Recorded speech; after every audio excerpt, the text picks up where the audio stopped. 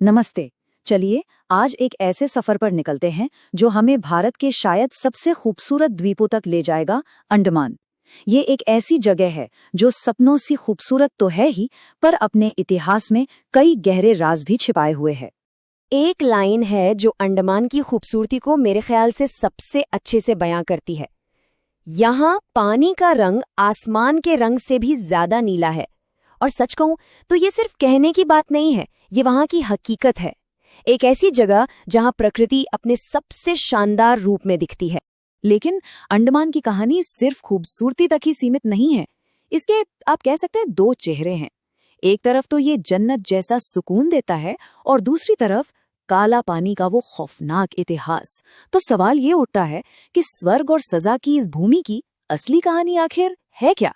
चलिए मिलकर पता लगाते। तो अपने सफर की शुरुआत करते हैं।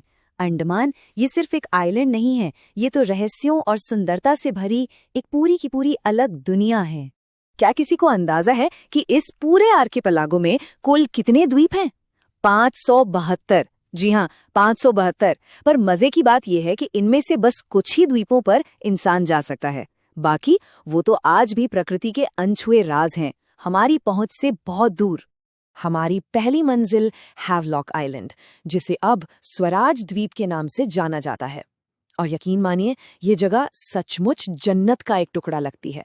बस कल्पना कीजिए, जहां तक नजर जा रही है हरे भरे नारियल के पेड़ हैं और रिजॉर्ट्स के अपने खूबसूरत प्राइवेट बीचेस। यहाँ के किनारों पर जिंदगी का एक अलग ही रिदम है, बहुत धीमा, बहुत सरल। कहीं लकड़ी की नावों में लोकल मछुआरे दिख जाएंगे, तो कहीं दो भाई भाले से मछली पकड़ रहे होंगे। और हाँ, जरा नीचे नजर दौड़ाइए, आपको छोटे छोटे हर्मिट क्रैब्स दिखेंगे जो खाली पड़े शंखों को अपना घर बना लेते हैं। और वो सैंड बबलर क्रैब्स जो रेत की हजारों छोटी छोटी गोलियां बनाकर अपनी पूरी कॉलोनी बसा लेते हैं। कमाल का नजारा होता है। और हैवलॉक में ही एक ऐसी जगह है जिसके बारे में बात करना तो बनता है, राधानगर बीच। ये कोई मामूली बीच नहीं है। इसे 2004 में टाइम मैगजीन ने एशिया का सबसे बेहतरीन बीच घोषित किया था। सोचकर कितना अच्छा लगता है ना कि दुनिया के सबसे खूबसूरत बीचेस में से एक हमारे ही देश में है। अच्छा, अब बात करते हैं एक ऐसे एक्सपीरियंस की जो सिर्फ घूमना फिरना नहीं था, ये उससे कहीं ज्यादा था। ये था गहराई का सामना, स्कूबा डाइविंग। ये डर से आजादी तक का एक बहुत ही पर्सनल सफर था। पानी के अंदर जाने का डर मतलब बहुत ही गहरा डर था। अगर जिंदगी ना मिलेगी दोबारा देखी है तो उसमें ऋतिक रोशन का जो डर था, बस समझ लीजिए कि हालत उससे भी शायद 10 गुना ज्यादा खराब थी। तो ये एक बहुत बड़ा चैलेंज था अपने आप में। लेकिन अच्छी बात ये थी कि इस डर पर काबू पाने का प्रोसेस बहुत ही सिस्टमैटिक था। सबसे पहले तो पेपर वर्क हुआ जिसमें सारे रिस्क्स बताए गए। फिर 4 फीट पानी में ऑक्सीजन रेगुलेटर इस्तेमाल करने की ट्रेनिंग हुई। इंस्ट्रक्टर ने तब तक साथ नहीं छोड़ा जब तक डर थोड़ा कम नहीं हो गया और एक कंफर्ट लेवल नहीं आ गया। और फिर वो पल आया, फाइनल डाइव का। और जैसे ही पानी के अंदर गए, यकीन मानिए सारे डर बस गायब हो गए। सामने एक ऐसी दुनिया थी, शांत, खूबसूरत, जो पहले कभी नहीं देखी थी।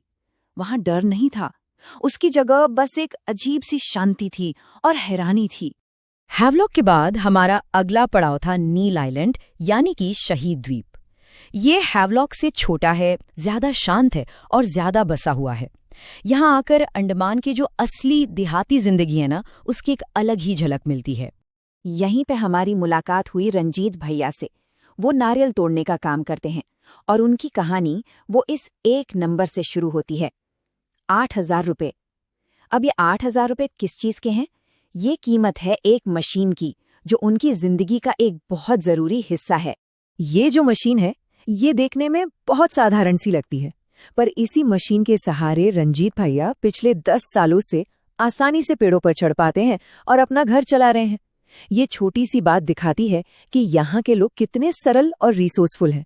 मतलब टेक्नोलॉजी का इस्तेमाल अपनी रोजमर्रा की जिंदगी को बेहतर बनाने के लिए बहुत ही स्मार्ट तरीके से करते हैं। और नील आइलैंड पर ही एक और बहुत बड़ा रहस्य सामने आता है। यहाँ से बस कुछ ही किलोमीटर दूर एक द्वीप है, नॉर्थ सेंटिनल आइलैंड। यहाँ रहती है सेंटिनली जनजाति, एक ऐसी जनजाति जिसने आज तक बाहरी दुनिया से किसी भी तरह का संपर्क करने से साफ इनकार किया है। जरा सोच कर देखिए, एक ऐसी दुनिया जहाँ के लोगों को ये तक नहीं पता कि आग जलाने के लिए माचिस या लाइटर जैसी कोई चीज होती है। पहिया क्या होता है इसका कोई कॉन्सेप्ट नहीं है। किताबें, मोबाइल फोन, आर्टिफिशियल इंटेलिजेंस, ये सब तो बहुत ही दूर की बात है। वो आज भी वैसे ही जी रहे हैं जैसे शायद हजारों साल पहले के इंसान जीते हों। तो अब अंडमान के उस पहलू की तरफ चलते हैं जो इसकी खूबसूरती के ठीक उलट है, बिल्कुल विपरीत। ये है इतिहास की वो दर्दनाक गूंज जिसे हम काला पानी के नाम से जानते हैं, पोर्ट ब्लेयर की सेलुलर जेल। आज जब हम इस जेल को देखते हैं तो ये हमें एक हिस्टोरिकल मेमोरियल लगता है, बलिदान की एक कहानी याद दिलाता है। लेकिन एक पल को सोचिए, उस समय यहाँ कैद स्वतंत्रता सेनानियों के लिए ये क्या था? उनके लिए ये बस एक छोटी सी कोठरी थी जिसमें से एक नन्ही सी खिड़की दिखती थी।